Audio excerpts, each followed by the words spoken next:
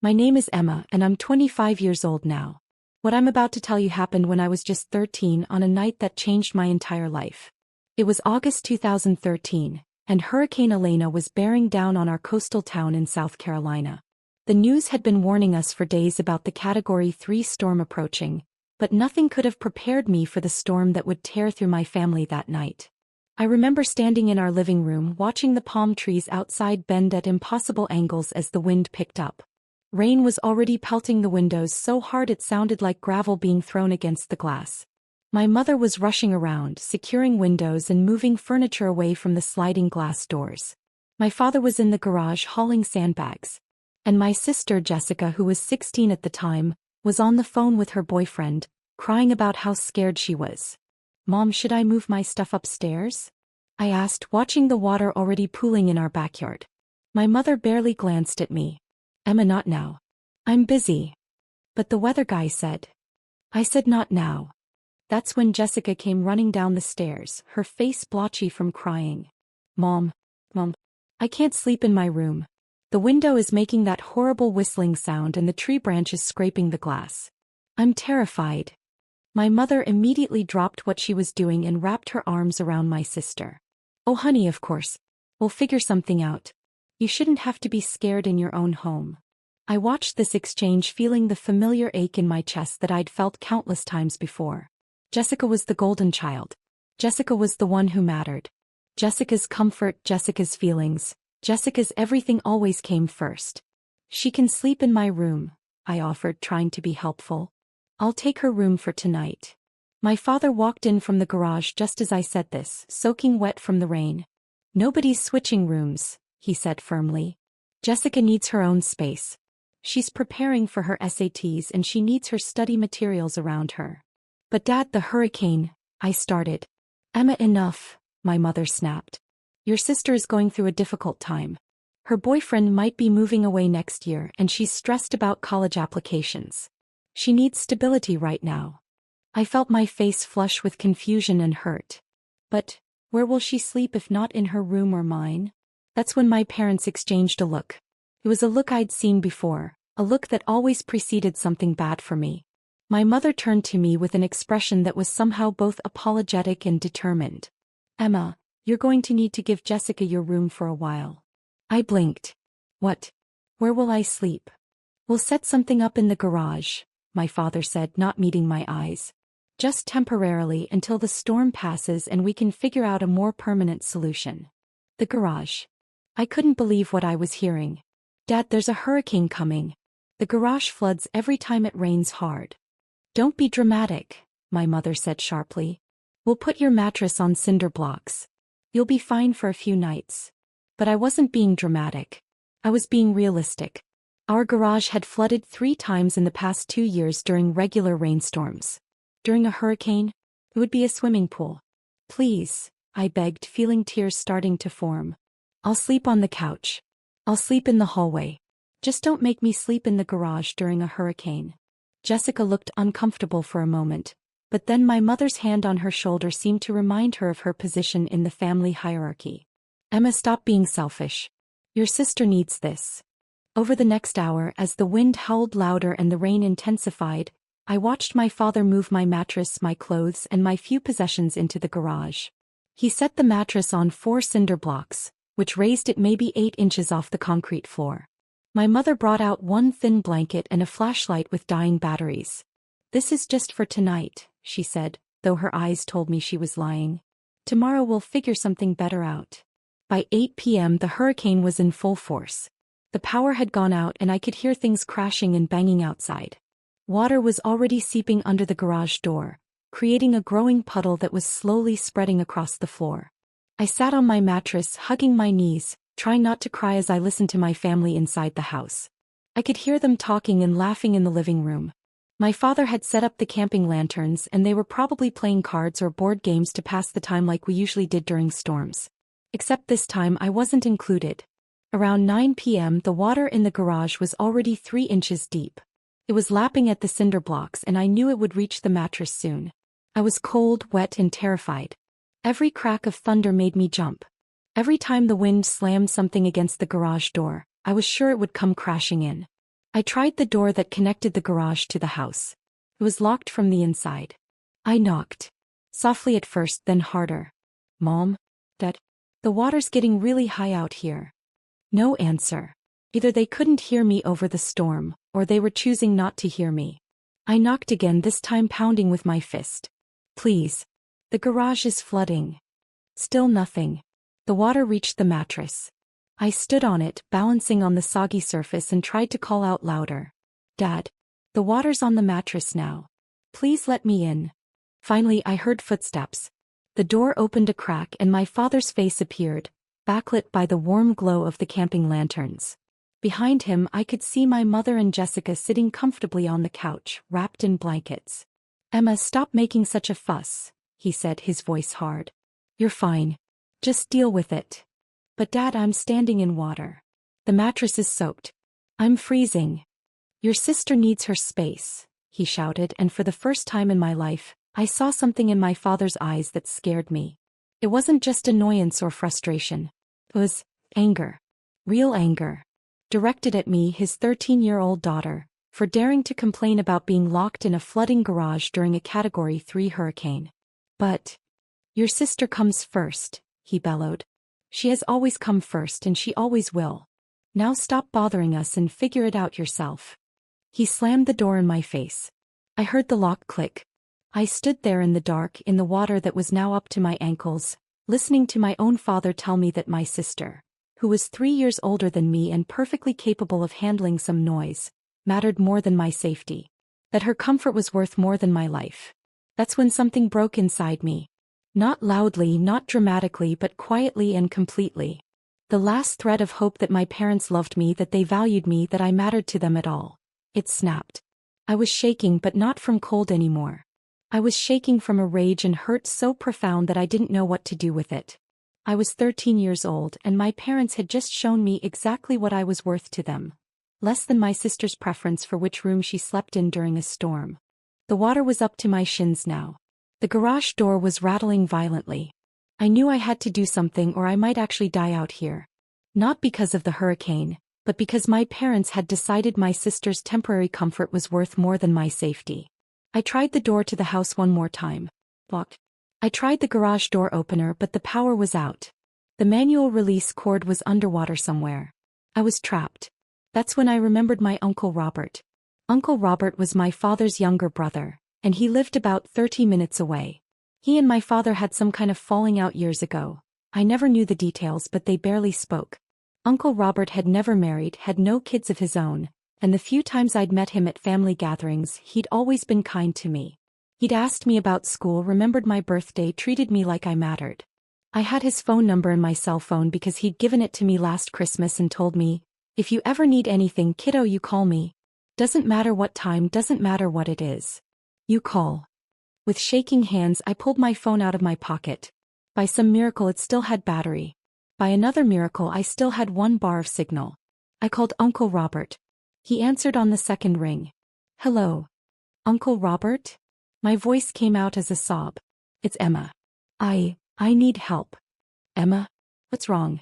Where are you? I could hear the immediate concern in his voice, the sound of him moving, getting ready to act. I'm at home. In the garage.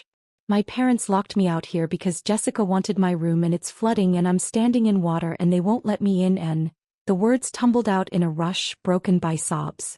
There was a long, terrible silence on the other end. Then, in a voice I'd never heard from him before, low and dangerous, Uncle Robert said, You stay on the phone with me. I'm coming to get you right now. Do you understand me? I'm coming and I'm going to get you out of there. But the hurricane. I don't give a damn about the hurricane. You're a child and you're in danger. I'm leaving right now. True to his word, I heard a door slam on his end, heard an engine start. Emma, honey, keep talking to me. Tell me exactly where you are in the garage. I told him everything while I heard him driving, heard the windshield wipers going at full speed, heard him cursing at the weather and at my parents in equal measure. He kept me talking, kept me calm, kept me focused on his voice instead of the rising water and the howling wind. I'm about 10 minutes out, he said. The roads are bad, but I'm coming. You hold on, sweetheart. When I finally heard the sound of his truck pulling into our driveway, I wanted to cry with relief. I heard him get out, heard him pounding on the front door of the house. I could hear his voice, muffled but angry, shouting at someone. Then the garage door's manual release was yanked from the outside, and the door started to rise. Rain and wind poured in, but I didn't care because there was Uncle Robert, soaking wet, his face a mask of fury as he waded through the water toward me. "Come here," he said, and he scooped me up like I weighed nothing, carrying me out of the garage and toward his truck. That's when I saw them. My parents were standing in the doorway of the house, backlit by the warm light inside. My mother had her hand over her mouth. My father's face was red, angry. "You have no right," my father shouted over the storm. "She's my daughter." Uncle Robert turned, and the look he gave my father could have melted steel. "She's a child. Your child. And you locked her in a flooding garage during a hurricane." He was shaking with rage, still holding me against his chest. "What is wrong with you?" "She was fine. She was being dramatic," my mother called out, but even she looked uncertain now. "She's standing in a foot of water, Jennifer. She's been out here for hours." She called me, terrified because her own parents wouldn't let her in the house. Uncle Robert took a step toward them, and I felt his whole body vibrating with anger. "You could have killed her. For what? So Jessica could have a quieter room." Jessica appeared behind our parents, her face pale. For a moment she looked guilty, but then my mother pulled her close, protective. "We were going to check on her," my father said, but his voice lacked conviction. "When?" Uncle Robert demanded. "When the water reached the ceiling. When she drowned in your garage." I was shivering violently now, and Uncle Robert seemed to remember I was there. He turned back to his truck. "I'm taking her. Don't call me. Don't come looking for her. If you come near her, I will call the police and report what you did tonight. Do you understand me? You can't just take my daughter," my father shouted. Uncle Robert opened the passenger door of his truck and carefully set me inside, wrapping his jacket around me. Then he turned back to my parents one last time. "I already did.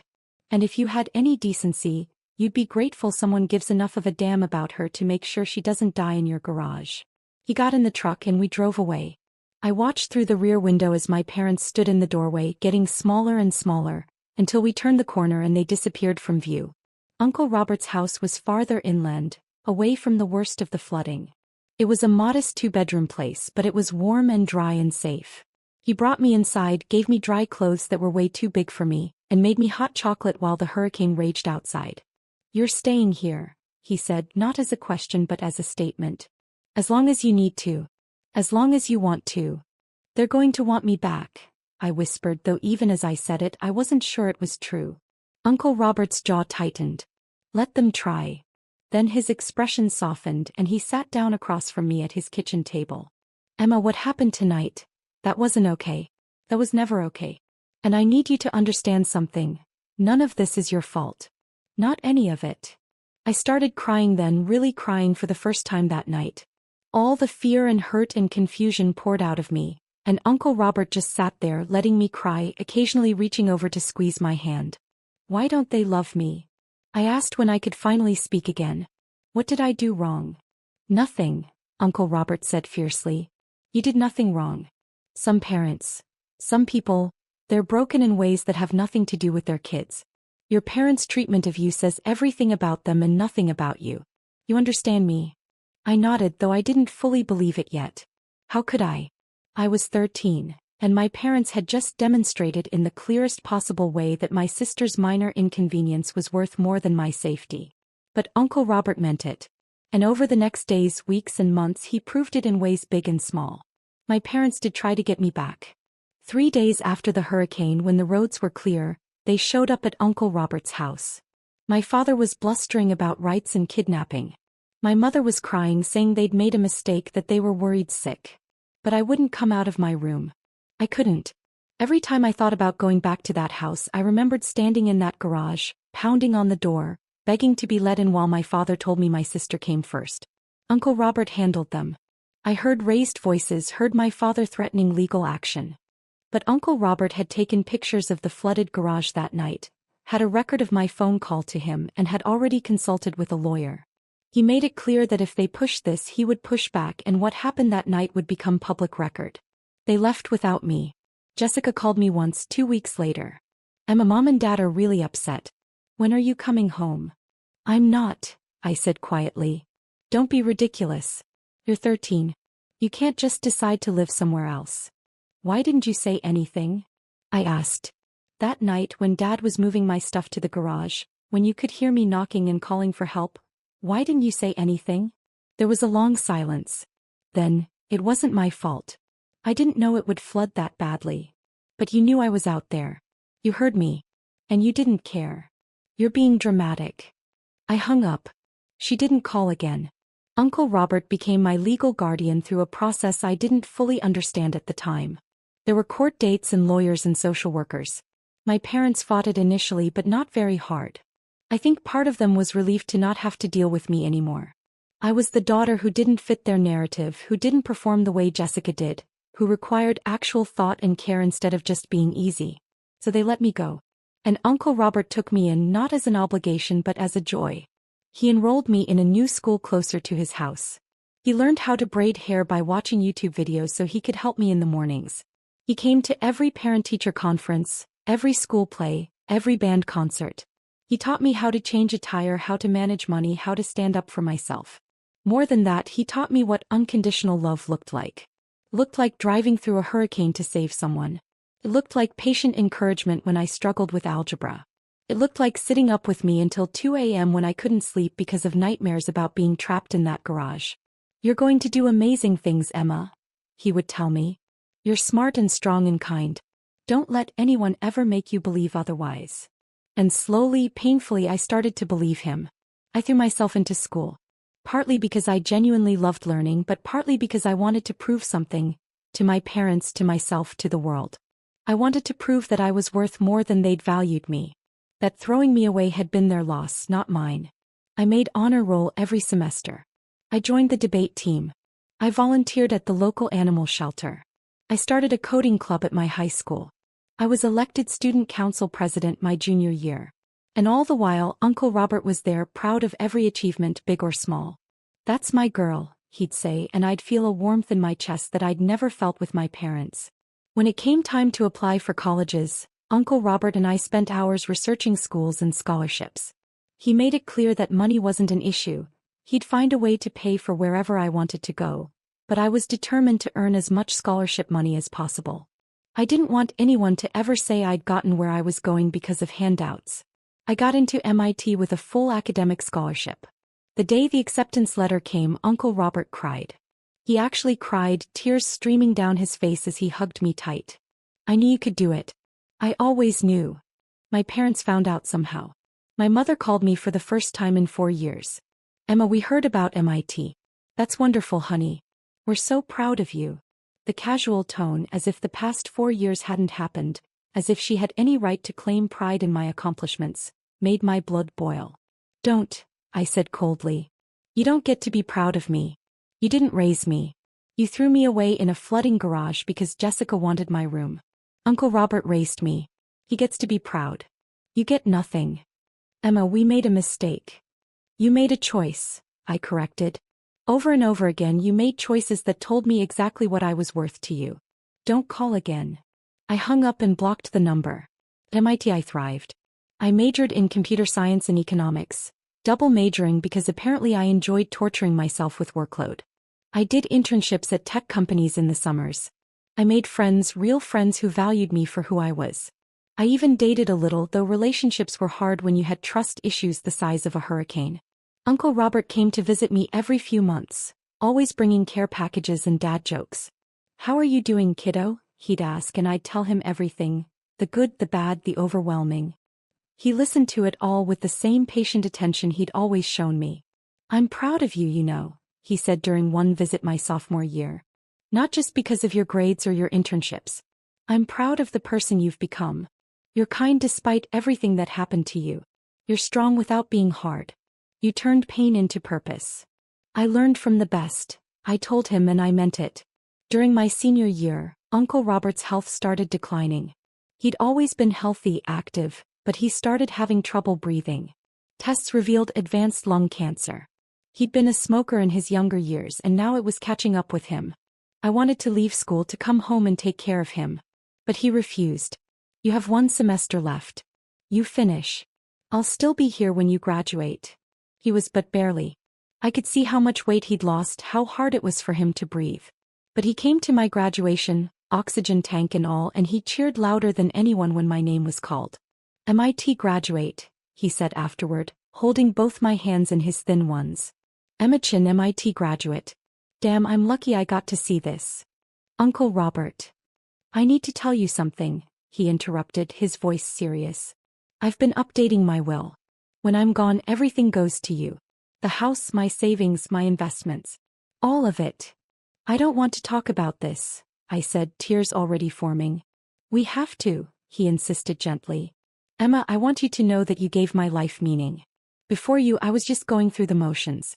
But raising you, watching you grow, being part of your life, that was the best thing I ever did. You made me matter."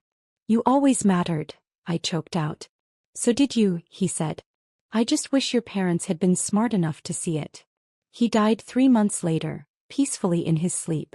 I was there holding his hand, telling him about my new job offer from a tech company in Boston. I think he heard me. I hope he did. The funeral was small, just me, a few of his friends, and some distant relatives I barely knew. I stood at the front, delivering the eulogy, talking about the man who had saved my life in every way a person could be saved. And that's when they showed up. My parents. And Jessica. They slipped into the back row during my speech and I saw them. My mother, older now, her hair grayer. My father, still stern-faced. Jessica, now 28, dressed in expensive clothes that screamed success. I faltered for a moment, my voice catching. But then I remembered everything Uncle Robert had taught me about strength and self-worth, and I finished the eulogy without acknowledging their presence. After the service, they approached me at the reception. My mother tried to hug me, but I stepped back. "Emma," she said, her eyes wet with tears. "We're so sorry for your loss. Robert was a good man." "He was the best man," I corrected. "He was the only parent I ever had that mattered." My father's face reddened. "That's not fair. We tried. You locked me in a flooding garage during a hurricane," I said flatly, my voice low enough that only they could hear. "Because Jessica wanted my room. You told me she came first. You chose her comfort over my safety, over my life. So no, you didn't try. You gave up. You threw me away. And Uncle Robert picked me up." "We made a mistake," my mother whispered. "We know that now. We've regretted it every day since." "Good," I said simply. "You should." Jessica stepped forward, her expression a mix of guilt and defensiveness. "Emma, it's been 12 years. Don't you think it's time to move past this? Family should forgive family." I looked at her, this woman who used to be my sister, who I'd once looked up to despite everything. "You knew I was out there that night. You heard me knocking. You heard me crying. And you did nothing because it benefited you. That's who you are, Jessica. That's who you've always been. And I don't forgive people who would let me drown for their own convenience. That's not fair." "Life isn't fair," I cut her off. "I learned that when I was 13, standing in water in a garage, begging my own father to let me in while he told me you came first. Now, if you'll excuse me, I have actual mourners to thank for coming." I walked away from them and it felt good. It felt like closing a door that should have been closed years ago. A week later, I attended the official reading of Uncle Robert's will. His lawyer, Mr. Patterson, had scheduled it at his office downtown. I arrived early, dressed professionally, still numb from the loss. I was not expecting my parents and Jessica to be there, sitting in the waiting room. "What are you doing here?" I asked, unable to keep the hostility out of my voice. My mother looked uncomfortable. "Mr. Patterson invited us. He said there were matters in Robert's will that concerned the family." Family. As if they had any right to claim that word in connection with Uncle Robert. Mr. Patterson called us into his office and we all sat down. Me on one side, them on the other, like opposing armies. The lawyer was an older gentleman with kind eyes who had known Uncle Robert for years. "Thank you all for coming," he began. "I'll get straight to the point. Robert Chin left a very specific will with very specific instructions." He opened a folder and pulled out several documents. "First, to Emma Chin, Robert leaves his entire estate. This includes his house, valued at approximately $400,000, his savings and investment accounts totaling $2.3 million, his vehicle and all personal possessions." I heard my mother gasp. Across from me, Jessica's eyes went wide. $2.3 million? My father said. Robert had that kind of money? Robert Chin was a very successful investor, Mr. Patterson said calmly. He lived modestly but invested wisely. The bulk of his wealth accumulated over the past 30 years through careful financial planning. My mother's hands were shaking now. I could see her doing the math, realizing what this meant. But he never said anything. We had no idea. Why would he tell you? I asked coldly. You weren't part of his life. Or mine. There's more, Mr. Patterson continued. Robert also left specific instructions and messages for certain family members. He pulled out sealed envelopes. First to his brother, David Chin. He handed an envelope to my father, who opened it with shaking hands. I watched as his eyes scanned the single page inside, watched as his face went from confused to pale to red. What does it say? My mother asked. My father's voice was hoarse as he read aloud. David, you were my brother and I loved you despite your flaws. But what you did to Emma that night during the hurricane was unforgivable. You locked a 13-year-old child in a flooding garage to placate your other daughter's whims. You chose convenience over safety, preference over protection. You failed as a father in the most fundamental way possible. I took Emma in not because I had to, but because I wanted to. Because she deserved someone who saw her worth. She has become the greatest joy of my life, and you missed every moment of watching her grow into an extraordinary woman because you were too blind to see what was right in front of you. You lost a daughter who would have made you proud. I gained one who made my life meaningful. I hope in your old age you think about that choice and regret it every single day. The money I'm leaving Emma? That's 12 years of child support you never paid, invested and grown. You gave me your daughter. I gave her a future. We are not even. The silence in the room was deafening. My mother was crying now, her hands over her mouth. My father's face was ashen, the letter crumpled in his fist. There's one for you as well, Jennifer, Mr. Patterson said gently, handing my mother an envelope. Her hands shook so badly she could barely open it. When she did, her voice broke as she read, Jennifer, you stood by and watched your husband endanger your child. You made excuses. You prioritized one daughter's comfort over the other daughter's life. That is not a mistake. That is a choice. Emma needed a mother that night and every night after, and you failed her. I became her family because you abdicated your role. She graduated MIT with honors. She has a promising career. She is kind and brilliant and strong. And you know none of this firsthand because you threw her away. Live with that. Jessica had gone very pale. Is there one for me? Mr. Patterson nodded and handed her an envelope. She read it silently, but I saw tears streaming down her face. When she finished, she looked at me with an expression of such guilt and sorrow that I almost felt sorry for her. Almost. What did it say? I asked, my voice hard. She swallowed hard. It says, Jessica, your sister was locked out in a hurricane so you could have her room. You heard her crying for help and did nothing. You benefited from her removal and never questioned it. You got the parents' attention, the resources, the support that should have been shared.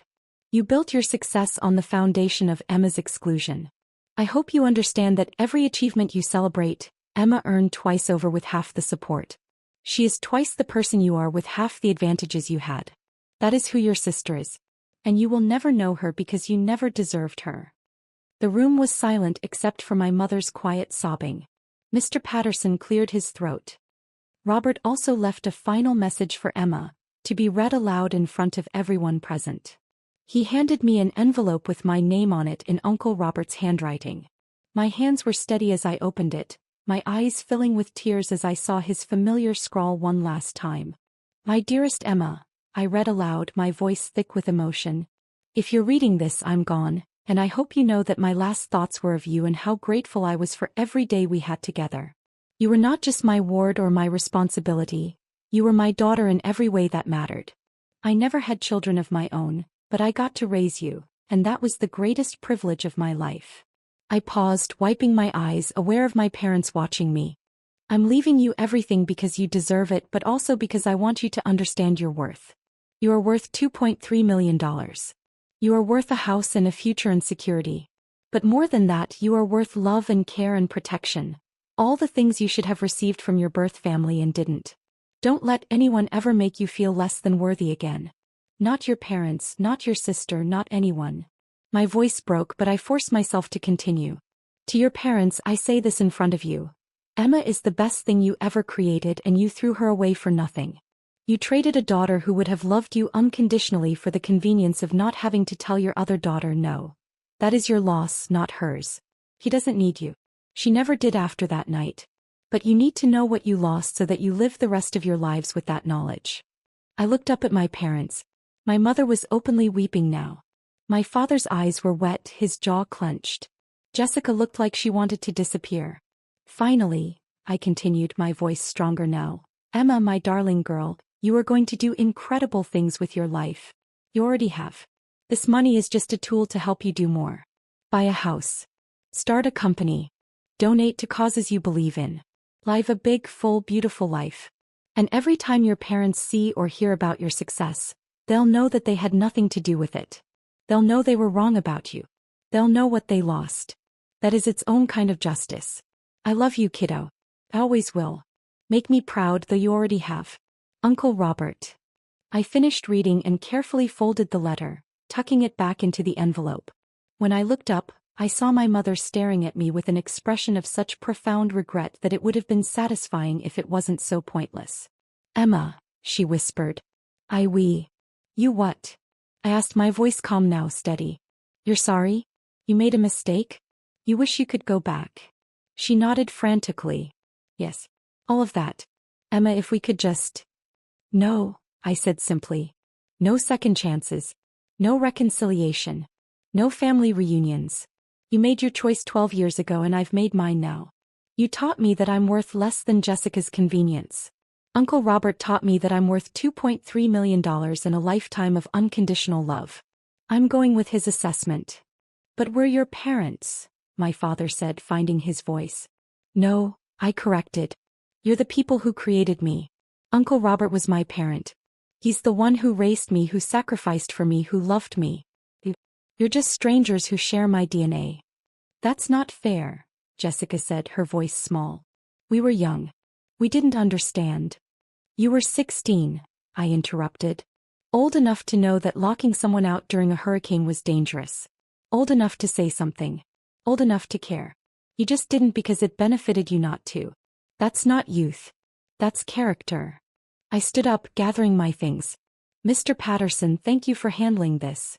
Please send all the paperwork to my address. I assume I'll need to sign some things. Yes, we can arrange that, he said, looking sympathetic. I turned to my parents one last time. I'm going to use Uncle Robert's money to start a foundation for displaced children and teens. Kids who've been thrown away by their families who need a second chance. I'm going to make sure they have what I had. Someone who sees their worth. And I'm going to name it the Robert Chin Foundation for Found Family. So every time you hear that name, every time you see an article about the good work it's doing, you'll remember the daughter you threw away and the man who proved you wrong. My mother reached for me. Please, Emma. Don't do this. We can fix this.